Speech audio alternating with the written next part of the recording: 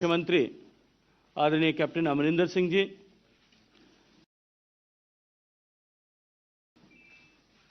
संयुक्त अकाली दल ढींसा ग्रुप के अध्यक्ष आदरणीय सुखदेव सिंह ढींसा साहब, भारत सरकार में मंत्री आदरणीय हरदीप पुरी जी, भारत सरकार के मंत्री आदरणीय सोम प्रकाश जी, सभी लोग आज यहाँ मंच पर उपस्थित हैं। भारतीय जनता पार्टी के साथ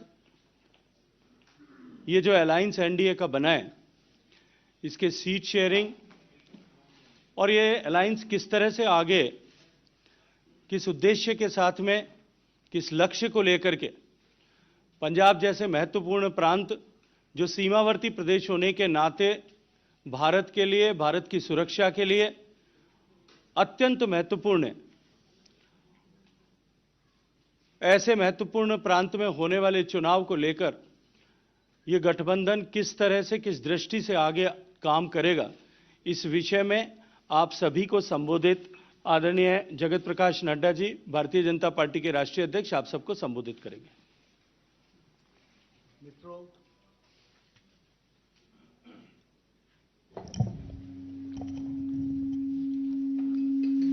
आज की इस प्रेस वार्ता में मेरे साथ यहाँ उपस्थित पंजाब लोक कांग्रेस के हमारे अध्यक्ष कैप्टन अमरिंदर सिंह जी, हमारे संयुक्त अकाली दल ढींसा के कन्वीनर और अध्यक्ष श्री ढींसा जी, और हमारे बीजेपी के स्टेट के प्रेसिडेंट अश्विनी शर्मा जी, चुनाव के प्रभारी गजेंद्र सिंह शेखावत जी, भारत सरकार में मंत्री हरदीप पुरी जी, हमारे सोम प्रकाश जी और हमारे अनिल बलूनी जी, मीडिया के हमारे कन्वीनर।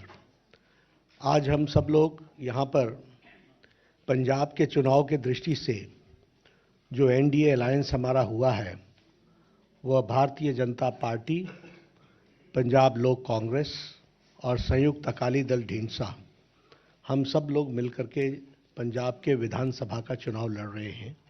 और ये एनडीए का अलायंस जो हम तीनों लोग मिलकर के लड़ रहे हैं। सीट शेयरिंग के बारे में जैसा अभी गजेंद्र जी ने बताया, एक लंबी प्रक्रिया के बाद और चर्चा के पश्चात हम लोग इस विचार के साथ सहमत हुए हैं, और वो मैं ब्रॉडली फिगर्स बता रहा हूँ, 2-3 ऊपर नीचे वो अलायंस और सीट्स को लेकर के तय होगा। लेकिन भारतीय जनता पार्टी 117 सीटों में 65 सीट्स भारतीय जनता पार्टी लड़ेगी। हमारे पंजाब लोक कांग्रेस कैप्टन अमरिंदर सिंह जी के नेतृत्व में 37 सीट्स लड़ेंगी और 15 सीट्स संयुक्त अकाली दल ढींसा जी के नेतृत्व में लड़ा जाएगा। ये चुनाव, जैसा कि मैंने कहा कि this is the broad figure which I am giving, and 1-2 ऊपर नीचे अकॉर्डिंग टू द सीट्स रहेगा। मित्रों, जहाँ तक चुनाव का सवाल है, ये एनडीए अलायंस इस चुनाव को बहुत ही सीरियसली और बहुत ही महत्वपूर्ण चुनाव है, इस दृष्टि से इसको लेते हैं।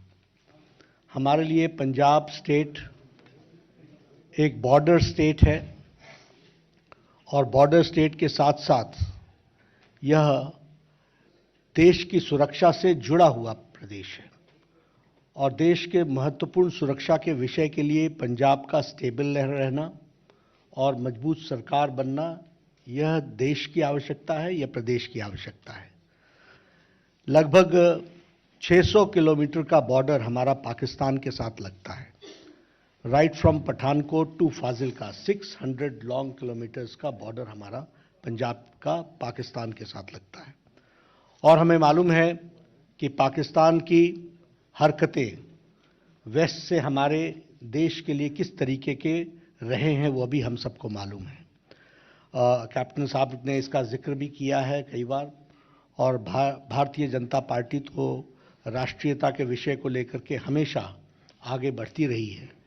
तो हम लोगों ने वहाँ पर जो देखा है, एक तो ड्रग्स की स्मगलिंग, आर्म्स की स्मगलिंग, एम्यूनिशंस की स्मगलिंग और सोफिस्टिकेटेड वेपन्स को स्मगल करने का काम तो पाकिस्तान की ओर से हमेशा यहाँ भेजने का काम, इस तरीके का प्रयास, कुत्सित प्रयास चलता रहता है।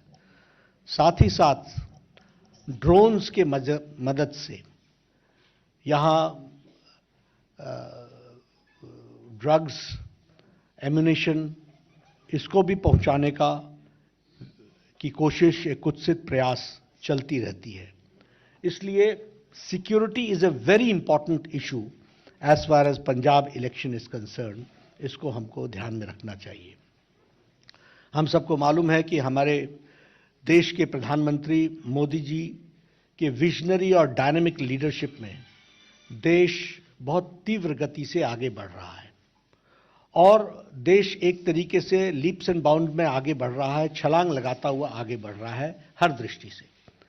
उसको डिरेल करने का कुत्सित प्रयास देश विरोधी ताकतें करती हैं और उस डिरेलमेंट में पंजाब के थ्रू एक्टिविटी हो, वेस्टर्न बॉर्डर पर एक्टिविटी हो, यह देश विरोधी ताकतों की हमेशा मंशा रहती है। इसलिए यह चुनाव और पंजाब स्टेट हम सब के लिए बहुत ही महत्वपूर्ण होता है। जहां तक इलेक्शन का सवाल है, this NDA alliance does not only see as a change of regime, यह सिर्फ सत्ता परिवर्तन का ही माध्यम हम नहीं मान रहे हैं इसको। यह कोई सरकार बदलना ही इसका उद्देश्य नहीं है। यह चुनाव आने वाली पीढ़ियों को सुरक्षित करने के लिए और पंजाब को स्टेबिलिटी देने का चुनाव है और भारत, ये अलायंस जो हमारी है वो उसको उसी तरीके से देख रही है। अगर पंजाब स्टेबल होता है तो और सेफ होता है तो देश सुरक्षित रहता है। और जहां तक पंजाब का सवाल है, पंजाब ने देश को जो दिया है और जिस तरीके से लीडरशिप दी है वह हमेशा सराहनीय रही है। अगर हम पंजाब की बात करें, डिफेंस में the contribution of Punjab can never be forgotten, कभी हम भूल नहीं सकते हैं।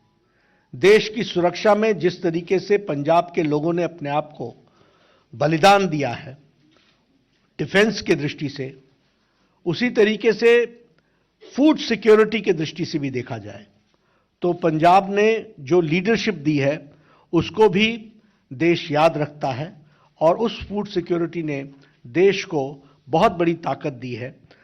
पंजाब ने हमेशा हमारे आशाओं को पूरा किया है। It has always fulfilled the expectations of the people of the country.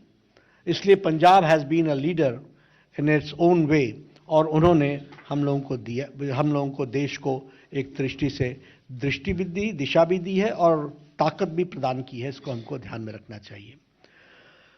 अगर हम सैक्रिफाइस की बात करें तो हम कभी भी गुरु गोविंद सिंह जी के बलिदान को नहीं भूल सकते, उनका हम योगदान को हम नहीं भूल सकते हैं। गुरु तेग बहादुर जी के बलिदान को हम नहीं भूल सकते हैं, जिनको हम हिंदी चादर के रूप में जानते हैं। उसी तरीके से अगर हम देखें तो जो शौर्य और बलिदान पंजाब का रहा है उसको सदा सदा भारत का इतिहास याद रखेगा। इसलिए वैलर और sacrifice of Punjab is always kept in high esteem and उसको हम पूरी इज्जत और पूरे याद करते हुए उसको हमेशा जो उन्होंने शहादत दी है, जो उन्होंने बलिदान दिया है, जो उन्होंने शौर्य दिखाया है, उसको उस देश हमेशा नमन करता है और याद करता है। पंजाब ने हम लोगों को सांस्कृतिक दृष्टि से भी नेतृत्व दिया है। पंजाब ने हम लोगों को राजनीतिक दृष्टि से भी नेतृत्व दिया है और पंजाब ने आर्थिक दृष्टि से भी हमको नेतृत्व दिया है। सेंटर स्टेज पर अगर देखा जाए तो आज़ादी की लड़ाई में लाला लाजपत राय का योगदान हो, फिर चाहे शहीद भगत सिंह का योगदान हो, कभी भी देश नहीं भूल सकता है और देश हमेशा याद रखेगा उस बलिदान को। इसको भी हमको ध्यान में रखना चाहिए। अगर हम बात करें बलिदान की दृष्टि से तो जब मैंने कहा कि शहीद भगत सिंह को हम याद रखते हैं तो उसी तरीके से मास्टर तारा सिंह जी के भी कंट्रीब्यूशन को हम नहीं भूल सकते हैं। पंजाब को बहुत कुछ दिया है, पंजाब ने देश को बहुत कुछ दिया है, ये हमको ध्यान में रखना चाहिए। जहां तक आज पंजाब की स्थिति है, it needs a special attention. आज एक विशेष ध्यान देने की आवश्यकता है। पंजाब एक प्रोग्रेसिव स्टेट होने के बावजूद आज 3 लाख करोड़ के डेट में खड़ा है, और उसी के साथ साथ जो ये डेवलपमेंट इंडेक्स पर खड़ा था, धीरे धीरे खिसकते हुए ये नीचे की ओर आया है। और इसीलिए इस स्टेट को आर्थिक दृष्टि से सबल बनाना, सफल बनाना और ठीक दृष्टि से आगे ले जाना, यह हम सब की जिम्मेवारी होती है। और एनडीए अलायंस का यह उद्देश्य रहेगा to bring back Punjab on track, और उसको फिर से गति के साथ आगे बढ़ाने के लिए एक सिंसियर एफर्ट किया जाए। और इसके लिए सेंटर स्टेट रिलेशनशिप स्टेबिलिटी के लिए भी, और सेफ्टी के लिए, और सिक्योरिटी के लिए यह भी बहुत आवश्यक है। इसको हमको ध्यान में रखना चाहिए। प्रधानमंत्री नरेंद्र मोदी जी का पंजाब के प्रति एक विशेष लगाव, एक विशेष प्यार, एक विशेष प्रेम, a type of bonding with Punjab prime minister Modi ji का है, यह हम सब लोग जानते हैं। और फिर मैं ये कहने के लिए नहीं कह रहा हूं, अभी आपने देखा होगा 26 तारीख को, 26 दिसंबर को वीर बाल दिवस के रूप में मनाना, और हमारे गुरु गोविंद सिंह जी के शहजादे बाबा जोरावर सिंह, शहजादे बाबा फतेह सिंह, उनकी शहादत को याद करते हुए 26 दिसंबर को वीर बाल दिवस के रूप में मनाना, यह बताता है कि पंजाब ने जो सैक्रिफाइस किया है, उसको प्रधानमंत्री जी किस तरीके से देश के साथ, बाल दिवस के साथ उसको जोड़ करके देखते हैं, वो हम सबके ध्यान में आता है। जो काम मोदी जी ने सिख भाइयों के लिए किया है, it is a matter of pride for all of us, कि वो काम जो बड़े लंबे समय से लंबित थे, उन कामों को पूरा करने का काम मोदी जी ने किया है। And again I will narrate, अगर एफसीआरए का प्रतिबंध हरमंदिर साहब से हटा है, और आज एफसीआरए के बाहर हम के प्रतिबंध न लगने के कारण जो फॉरेन कंट्रीब्यूशन हरमंदिर साहब को मिल सकता है, इसका भी फैसला प्रधानमंत्री मोदी जी ने लिया। उसी तरीके से लंगर पर जीएसटी टैक्स हटाना, यह एक बहुत बड़ा फैसला है, और इस जीएसटी टैक्स के आईजीएसटी टैक्स, जीएसटी टैक्स, इसको हटाने का काम भी किया है। उसी तरीके से करतारपुर कॉरिडोर साहब, हम सब लोग जानते हैं, कैप्टन साहब जानते हैं, ढींडसा जी जानते हैं, लंबे समय से ये डिमांड चली आ रही थी कि करतारपुर साहिब कॉरिडोर बने, और डेरा बाबा नानक गुरुद्वारा गुरदासपुर से और एक कॉरिडोर की दृष्टि से वहाँ हम चाह सके इसकी योजना बने। 120 करोड़ रुपीस खर्च करके इस काम को भी किया गया। उसी तरीके से सुल्तानपुर लोधी रेलवे स्टेशन को मॉडर्नाइज किया गया, स्पेशल ट्रेन चलाई गई। सिख के दृष्टि से जो हमारे इंटरफेथ स्टडीज है, उसको भी बढ़ावा दिया गया है, और national institute for interfaith studies, इसका भी एक चेयर गुरु नानक देव यूनिवर्सिटी में एस्टैब्लिश की गई, ताकि उस पर रिसर्च हो सके, ज़्यादा से ज़्यादा लोग इसके साथ जुड़ सकें। उसी तरीके से ये जो हमारा प्रकाश पर्व था, गुरु गोविंद सिंह जी का 350वां प्रकाश पर्व, वह भी बड़े धूमधाम से प्रधानमंत्री मोदी जी के नेतृत्व में मनाया गया, और जामनगर में 750 बेडेड हॉस्पिटल भी देश को डेडिकेट हुआ है, यह भी हम जानते हैं। उसी तरीके से फिर चाहे वो जलियांवाला बाग का जीर्णोद्धार का विषय हो, और उसको मॉडर्नाइज करके उसमें लाइट एंड साउंड प्रोग्राम को करने की बात हो, वहाँ से लेकर के ये जो हमारे सिख भाइयों को लंबे समय तक ब्लैकलिस्ट किया हुआ था, उनको ब्लैकलिस्ट से भी उसको ब्लैकलिस्ट से हटाना, यह काम भी एक लंबे समय से ये डिमांड चली आ रही थी, इसको भी पूरा किया है। तो प्रधानमंत्री मोदी जी ने इसको पूरा किया है। This we should all remember. उसी तरीके से हम दिल्ली में बैठे हैं, यहाँ बहुत लोग जानते हैं 1984 का रायट सिख के ऊपर जो जिस तरीके से अटैक हुआ था और मैसेकर हुआ था, उस पर भी 1984 में इतने लंबे समय से जो न्याय के मिलना चाहिए था वो न्याय नहीं मिल पा रहा था। प्रधानमंत्री मोदी जी ने एसआईटी बैठा करके और जो हमारे विक्टिम्स थे उनको उनके आंसू पोंछने का काम किया, और जो दन करके दिल्ली में घूम रहे थे आज वो तिहाड़ जेल में हैं, उनको अंदर डालने का भी काम किया है, तो वो प्रधानमंत्री मोदी जी ने किया है। ये हम सबको समझना चाहिए। मित्रों, पंजाब के बारे में हम सबका कंसर्न है और कैप्टन अमरिंदर सिंह जी ने उस बात को कहा भी है। बॉर्डर स्टेट है, सिक्योरिटी का इशू है, और जिस तरीके से लोग सिक्योरिटी के इश्यूज के साथ खिलवाड़ करते हैं उसको हम डिनाउंस भी करते हैं, और देश को सिक्योर करने के लिए पंजाब स्टेबल रहे, सेफ रहे, इसकी आवश्यकता है। हम यह भी जानते हैं कि माफिया राज ने एक तरीके से माफिया ने पंजाब को कई दृष्टि से खोखला किया है। आज land mafia, sand mafia, drug mafia, ये सब लोग वहाँ पर एक तरीके से पंजाब को अंदर से खोखला करने का काम कर रहे हैं, और इसलिए हम ये अलायंस ये कमिटमेंट के साथ आगे बढ़ता है कि हम इस माफिया राज को समाप्त करेंगे, ड्रग माफिया को नस्तो नाबूद करेंगे, लैंड माफिया, खनन माफिया, सैंड माफिया, ये जितने माफियाज हैं इनको हम बुक्स में लाएंगे और इनके खिलाफ एक्शन लेंगे, यह भी हम विश्वास दिलाते हैं। और इसके साथ साथ हमारी नीति, जो भारतीय जनता पार्टी राष्ट्रीयता से ओतप्रोत है, उसी तरीके से पंजाब लोक कांग्रेस ने हमेशा सिक्योरिटी को इशू माना है, और उसी तरीके से ढींसा साहब ने भी सिक्योरिटी को इशू माना है। इसलिए zero tolerance against terrorism, we believe in zero tolerance, और इसको हम पूरा करने के लिए हम अग्रसर होंगे। मित्रों, पंजाब में सेंटर स्टेट कोऑर्डिनेशन की आवश्यकता है। केंद्र में एनडीए की सरकार है और अब प्रदेश में एनडीए अलायंस चुनाव लड़ रही है। प्रदेश में भी हमारी सरकार बने, यह हम अपील भी करते हैं, और इस अपील के साथ हम जनता के बीच में जाते हैं। डबल इंजन की सरकार की आवश्यकता पंजाब को है, और डबल इंजन की सरकार को हमको वहां पर लाना है। इस काम को पूरा करने के लिए हम सब लोग एनडीए के अलायंस में चुनाव लड़ रहे हैं। आप लोगों के साथ हमारी बार बार मुलाकात होगी। मैंने आपके सामने चुनाव में जाने की भूमिका, उसके बारे में भी कुछ इंगित किया है, और चुनाव में हमारा अलायंस के नंबर्स के बारे में भी आपको हमने चर्चा की है।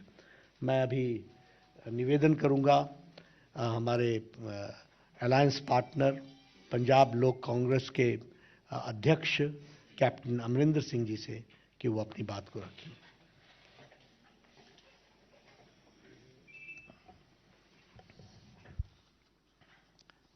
नड्डा साहब, सारे साथियों, आज एक हमारे लिए खास करके एक खुशी का दिन है कि we have been able to have an alliance with the BJP in Punjab. There were many times ups and downs and various thinking how we should go ahead about it and how we should move ahead. But finally, the consensus that emerged within our party, and I think also in Tinsa Saab's party, he will of course say it on his own and tell you all what he thinks. The feeling was that for the sake of stability of the country, for the sake of our own, as the President has mentioned, on the security of the nation, as the area which he has already mentioned, it's 600 kilometers we have from Pathankot to Fazilka, which is for me, it was a formidable occasion to deal with it. I remember that there was a time which used to come when we used to give, there used to be these people going across the rivers, dropping off whatever they had to drop. Then there was these wires which were put up, where people used to go tunnel under the wires and give all these weapons and whatever. And let me tell you, and I'm not saying this for any other reason. This has been my stand from the very beginning, that the amount of weaponry that has come in, what the President has mentioned, perhaps he has mentioned too little. I can tell you that I have had, in the course of my last 4.5 years of being Chief Minister of Punjab, I have had at least 100,000 rifles, nearly 1,000, beg your pardon, 1,000 rifles, about 500 pistols. I've had RDX. I have had ammunition, perhaps 1 lakh rounds of ammunition. I have had everything under the sun, including drones. Now, drones we used to come at one time and make these drops. And this was last year when we started, just before the COVID period. That was the time when it used to come. And I used to then wonder that what is the objective of this whole exercise. And then we followed it up, and we followed where these drones were being dropped. It was the BSF, it was us, the Punjab police, and it was our own people who were giving us information. And we found that they were being dropped at particular points. Now, what is an object of a drone? An object of a drone is to deliver ammunition, deliver weaponry, deliver whatever is necessary for a purpose. And what is that purpose? The purpose is to carry out some sort of nefarious activity. And that is what happened to us there. And it was not only that. First, they used to jump across the river. Then they used to go to about 6 to 7 kilometers away. And then finally, when Government of India took a decision, which was the correct decision, that they should be 50 kilometers from the border, should be kept there, it was considered absolutely essential. And the reason, I'll tell you why. Because on the 20th of July, that is just about 2 months before I was given the sack, and that 20th of July, the delivery of those weapons went up to 31 kilometers. Now 31 kilometers, and then you have a scenario developing when the technology is improving. You've got drones coming in, which can take a higher payload. It can take a higher distance it can cover. And it was quite apparent to us that this was only a beginning. And we were eventually going to go up to 50 kilometers, 60 kilometers, 70 kilometers, and whatever it else may do. And when that happens, what was the purpose? After all, when a person delivers something, it is for a purpose. It is for weaponizing some place, for using it for some purpose, and for seeing that it is used in some nefarious activity which Pakistan wanted to do. And this is what was concerning us. And I told the people, when they came into the Vidhan Sabha and they made a big row about it, कि 50 kilometre कर दिया वगैरह, मैंने कहा भाई सुनो तो सही कि क्या हो रहा है, अपने बैंक देखो तो सही क्या हो रहा है on our borders. I joined the army in 1963, and in 1964 I was in the Western Command. And from Western Command was in Simla in those days. From Western Command till the time that the war came in 65 and then 71 came and all, there was not one day where there was no firing taking place and no soldiers of ours getting killed. Which is why I said so to Mr. Sidhu. What are you going around hugging around these people who are killing our people every day? Every day. There's not a day that passes that our boys are not shot. And since the day I took over in 1917 and till the day I left it on the 18th of this month of September, I had 83 of my soldiers of Punjab being killed. I'm not talking about Himachal Pradesh, about Garhwal, about the Rajput regiment or some other regiments which exist. Actually, this was taking place. And this is where people don't understand the urgency of this business. We need it. We need, as the President has said, we need an economic development. We need people to come in and to invest in Punjab so that Punjab's economy can be boosted.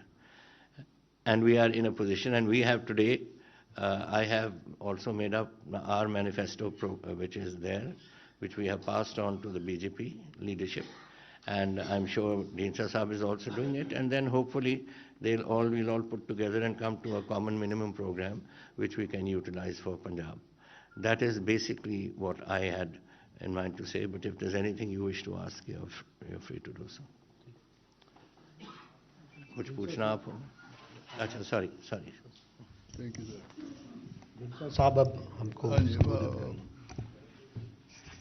माननीय Shri Jagat Prakash Nadda ji, national अध्यक्ष BJP, हमारे सहयोगी और पंजाब के साबका मुख्यमंत्री captain Amarinder Singh ji और पंजाब के प्रभारी बीजेपी की तरफ से शेखावत साहब, हमारे प्रेसिडेंट पंजाब के बीजेपी के प्रेसिडेंट श्री अश्विनी जी और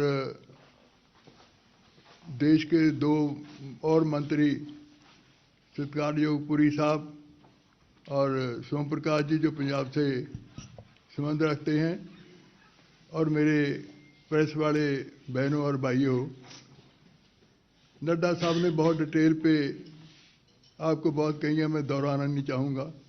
उसके बाद कैप्टन साहब ने अपने तजर्बे की बात, कैसे देश को खतरा है, उनकी बात कही है।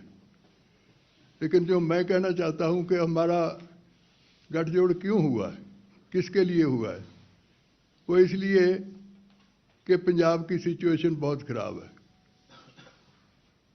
कुछ ये हुआ कि पंजाब इंडस्ट्री नहीं है, इंडस्ट्री जा रही है, एग्रीकल्चर में भी बहुत कर्ज हो गया, लोन बहुत 3 लाख से भी ज़्यादा लोन है, और कोई ऐसा साधन भी नहीं है जिससे ये कह सकें कि पंजाब दोबारा अपने पैरों पर लाने के लिए हमने इकट्ठे होकर बात की है। मैं आभारी हूँ नड्डा साहब का और बीजेपी की लीडरशिप का कि उन्होंने शेखावत साहब को पंजाब का प्रभारी बनाया, जो बहुत ही डूंगाई पर सोच रहे हैं और डूंगाई पर जाते हैं और जाने के बाद कोशिश करते हैं कि कैसे ये हल हो सके। दूसरा ये है कि कोई भी इलेक्शन आती है तो कभी हिंदू सिख का मसला, कभी हिंदू मुसलमान का मसला, कभी हटाना वो शुरू कर देते हैं। जो हमारे भाईचारे की एकता है जिसको हम कहते हैं, उसको ठीक रखने के लिए हमने फैसला किया कि हम इकट्ठे तीनों पार्टियों मिलकर करेंगे और पंजाब का माहौल ठीक रखेंगे, इलेक्शन ठीक होनी चाहिए।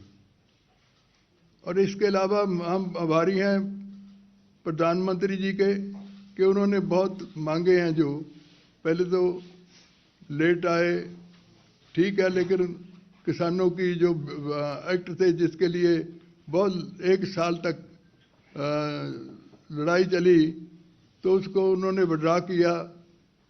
और ख़ास करके मैं ये भी कहूँगा कि सिखों के लिए भी उन्होंने, जैसे नड्डा साहब ने कहा कि वीर बाल दिवस, जो गुरु गोविंद सिंह जी महाराज के 2 साहिबजादे, छोटे साहिबजादे हैं, जितनी बड़ी उनकी कुर्बानी है, शायद इतनी छोटी उम्र में किसी की ना हो। किसी ने 70 साल हो गए, 75 साल, किसी ने याद नहीं किया, तो हमारे प्रधानमंत्री जी ने किया, करतारपुर लांघा किया और ब्लैक लिस्ट खत्म की, और भी बहुत बातें हैं। मैं उसको सभी पर नहीं जाना चाहता, लेकिन मैं ये कहना चाहता हूँ कि कुछ बातें ऐसी भी हैं जो हम बैठ के तय करना भी चाहेंगे, इलेक्शन में नहीं, इलेक्शन के बाद। कुछ सिखों में, क्योंकि पंजाब में सिख बहुत तादाद में हैं, सभी बाहर के सिखों का भी कोई ना कोई कनेक्शन पंजाब में है, तो चाहेंगे कि उनकी जो डिमांड है कि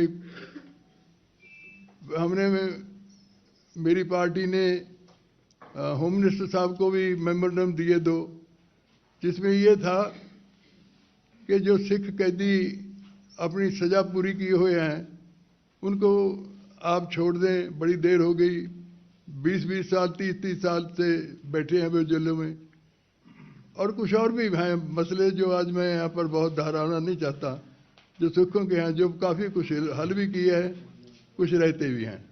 इसके अलावा पंजाब की सिचुएशन है, एग्रीकल्चर की बुरी हालत है, बहुत लोन हो गया, किसानों पर भी बहुत लोन है, उसके लिए भी हमने लिख कर दिया है। और इसके अलावा इंडस्ट्री चली गई।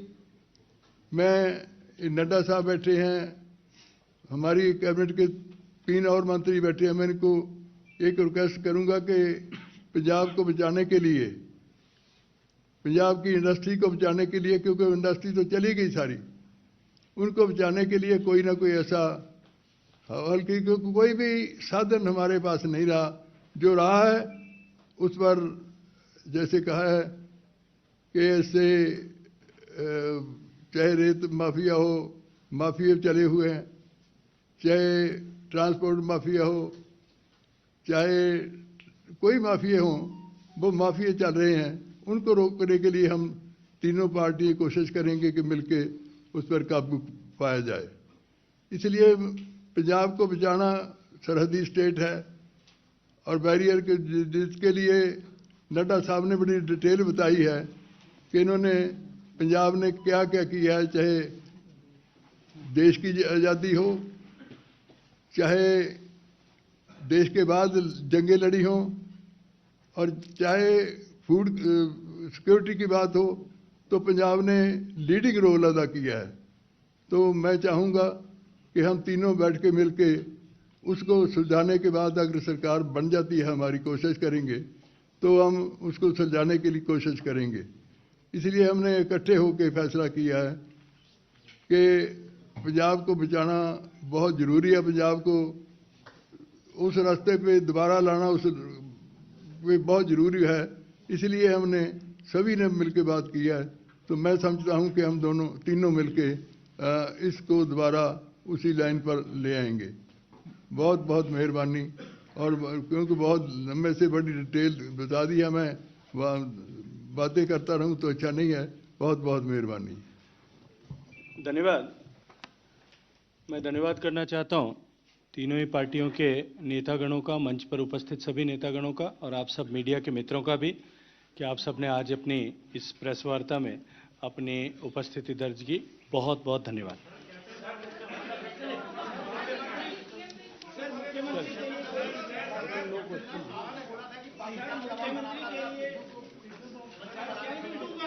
गठबंधन के लिए मुख्यमंत्री पद के लिए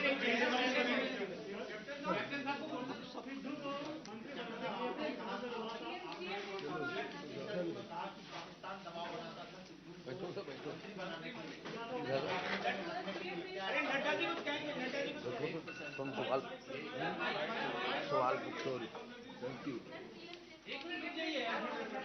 बैठो सर, एक minute. Let me tell you one thing first. How is our association with Pakistan? Patiala had 40% of its population was Muslim. Okay? So in my last government, Dr. Manmohan Singh sent me to make contact and to try and see if some friendship can develop between Parvez Elahi and us, and सब ये बात ही हुई। तो ऐसे बातें हमारी चलती रही। मेरे कॉन्टैक्ट्स अपने दोस्तों के साथ, अपने जो फ्रेंड हमारे पुरानी फैमिलीज़ हैं, जो हमारे prime minister for instance for 10 साल के लिए मुस्लिम नवाब लियाकत हयात खान रहे। सो ये ऐसी बातें चलती रही।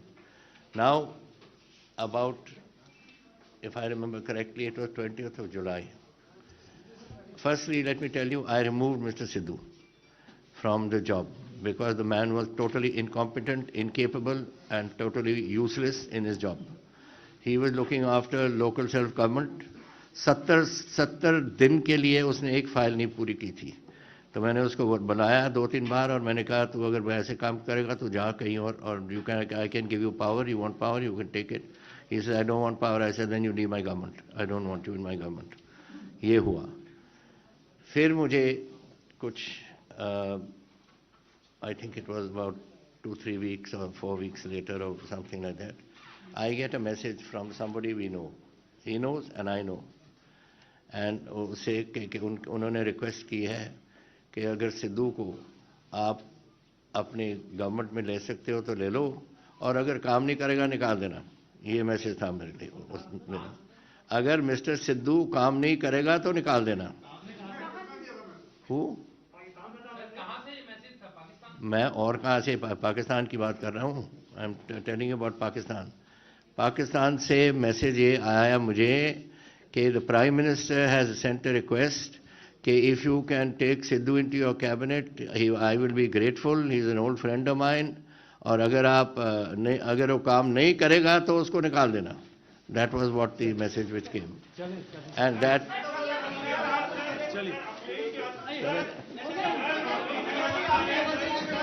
हम सब कुछ समय समय पर बताते रहते हैं। आप देखिए आज आपको नंबर बता दिया।